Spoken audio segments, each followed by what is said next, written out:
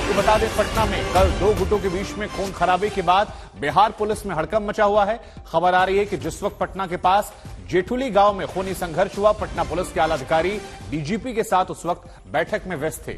अब उंगलियां इस बैठक पर उठ रही हैं क्योंकि आला अधिकारी मीटिंग में व्यस्त थे और उधर दो गुटों के संघर्ष में पटना पुलिस जो थी वो पूरी तरह से मूकदर्शक बनी नजर आ रही थी। आपको बता दें कि इस हिंसा में 2 लोगों की मौत हुई है, 3 लोग जख्मी हुए हैं और अब इस बैठक को लेकर सवाल खड़े हो रहे हैं कि आखिर हिंसा पुलिस क्यों रोक नहीं पाई।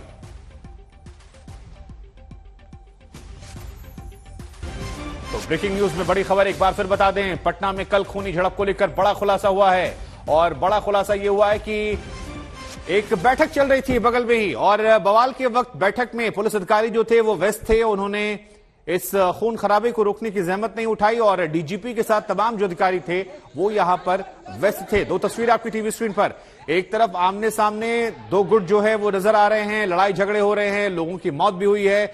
वहीं दूसरी तरफ डीजीपी की बैठक थी बगल में और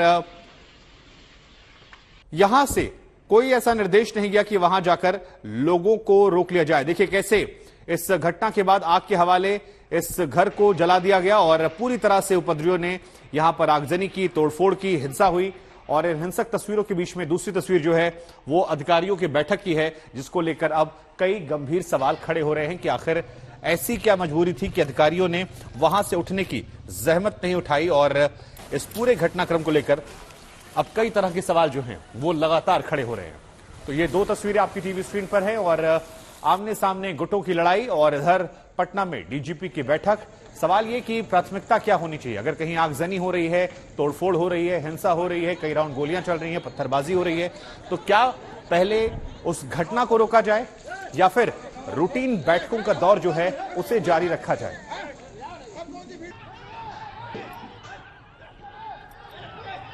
और इसी खबर पर मेरे सहयोगी शशि भूषण उसी गांव से लाइव हो रहे हैं जहां पर यह घटना को अंजाम दिया गया था। शशि भूषण, 2 तस्वीरें हम आज तक पर दिखा रहे हैं। एक तरफ कैसे जल रहा था वो घर, गाड़ियों को आग के हवाले कर दिया गया था और दूसरी तरफ डीजीपी की बैठक थी। फिलहाल वहां पर क्या स्थिति है? क्या पुलिस जागी है? जागी है तो अब तक कार्रवाई के नाम पर क्या कुछ हुआ है? जरा आज तक के दर्शकों को तफसील से जानकारी दीजिए। बिल्कुल शुभांकर, हम सीधे ग्राउंड रिपोर्ट आपको दिखा रहे हैं और अपने दर्शकों को दिखा रहे हैं। देखिए, हम उस गांव में मौजूद हैं जेठुली में और हमारे पीछे जो ये घर जला हुआ दिख रहा है वो आरोपियों का घर है। एक उमेश राय का घर है और दूसरा जो कम्युनिटी हॉल, मतलब जो मैरिज हॉल है जिसको आग के हवाले किया गया, वो हॉल आपको सामने दिख रहा होगा। कल 8 घंटे तक पटना के इसी जेठुली गांव में हंगामा होता रहा। 2 लोगों की मौत हो गई, 5 लोगों को गोलियां लगी थी और 3 लोग अभी भी जिंदगी और मौत से जूझ रहे हैं शुभांकर। लेकिन उसके बावजूद जब हम कल भी हमारी टीम यहाँ पे मौजूद थी और आज सुबह से हम मौजूद थे और आज सुबह पुलिस की जो मौजूदगी थी उस मौजूदगी के बीच मीडिया के ऊपर हमला हुआ, पुलिस के ऊपर हमला हुआ और नतीजा ये हुआ कि एक बार पुलिस को बैकफुट पे जाना पड़ा। आज सुबह भी नई आगजनी की घटनाएं हुई, कई गाड़ियों को आग लगाई गई और ये जो निशान है इस वक्त जेठुली गांव में, ये बताने को काफी है कि बिहार में आखिर किस तरह की तस्वीरें हैं। देखिए, अंदर जली हुई गाड़ी है और थोड़ा अंदर और लिए चलते हैं आपको। अपने सहयोगी कैमरा पर्सन नदीम आलम से कहेंगे हमारे साथ साथ वो फॉलो करें। पीछे कई और गाड़ियां जो हैं उनको आग के हवाले किया गया और आज भी आगजनी की घटनाएं हुई। जब हमने खबर दिखाई उसके बाद यहाँ पर बैकअप पुलिस टीम को भेजा गया और अभी फिलहाल स्थिति को काबू में करने की कोशिश की गई है। फिलहाल शांति है, सड़क पे खामोशी है, लेकिन आपको दिखाते हैं। देखिए मैरिज हॉल का हाल क्या है।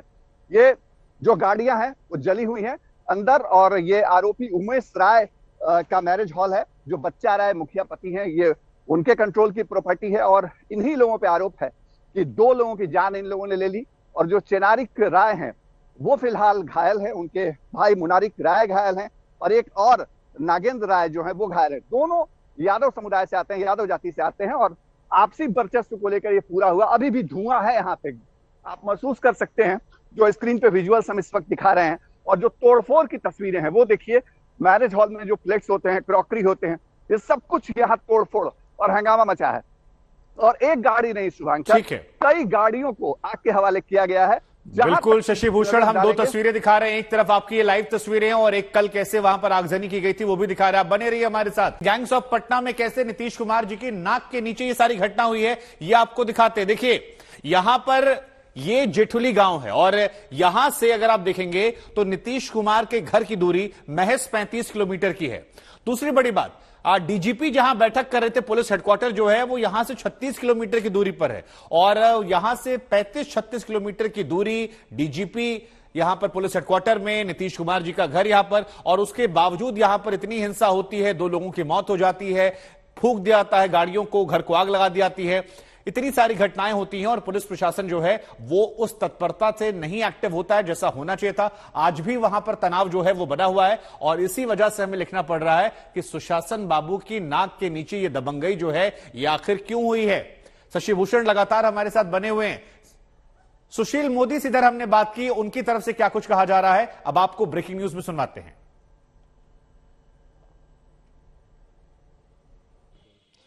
पटना के सिटी इलाके में पिछले 2 दिनों से लगातार हिंसक झड़प देखने को मिल रही है। 2 पक्षों के बीच में जबरदस्त तनाव की स्थिति और फायरिंग की घटना भी घटी है जिसमें 2 लोगों की मौत हो गई है। और हमारे साथ बात करने के लिए मौजूद हैं बिहार के पूर्व उप मुख्यमंत्री और बीजेपी के सांसद सुशील कुमार मोदी जी। मोदी जी, पिछले 2 दिनों से पटना का सिटी इलाका एक तरीके से जल रहा है, हिंसक झड़प हुई है, 2 लोगों को गोली भी मार दी गई है, लेकिन अभी तक हालात काबू में नहीं आए। देखिए, लोगों का मनोबल इतना बढ़ गया, अपराधियों का या आपराधिक मनोवृत्ति के जो लोग हैं उनको पुलिस का भी डर नहीं है। डीजीपी मीटिंग कर रहे हैं, क्राइम की मीटिंग कर रहे हैं, सारे अधिकारी वहाँ मौजूद हैं और वहाँ से 10 किलोमीटर की दूरी पर इतनी बड़ी घटना को अंजाम दे दिया लोगों ने। और पुलिस आने के बाद भी दोनों पक्ष के लोग लड़ते रहे, घरों में आग लगा दिया, 2 लोग मर गए। और ये घटना कोई पहली घटना नहीं है। अभी हाल में आपने देखा होगा मुझे छपरा के अंदर जो घटना घटी 2 समुदायों के बीच में और जिसमें 2 लोगों की मृत्यु हो गई।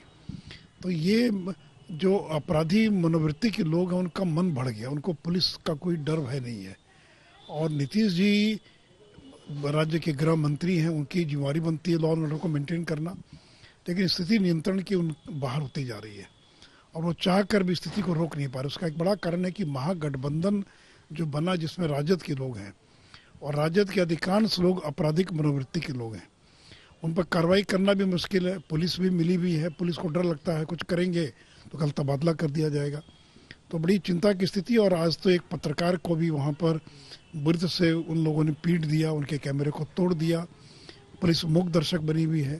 तो जवाब तो पुलिस को देना पड़ेगा कि आखिर पुलिस की मौजूदगी में घरों में आग लगा दी गई, पुलिस कुछ नहीं कर पाई, कैमरा तोड़ दिया जाता है, पुलिस कुछ नहीं कर पाती है, तो आखिर पुलिस की भूमिका क्या है। तो इसलिए महागठबंधन बनने के बाद बिहार की स्थिति दिन पर दिन खराब होती जा रही है।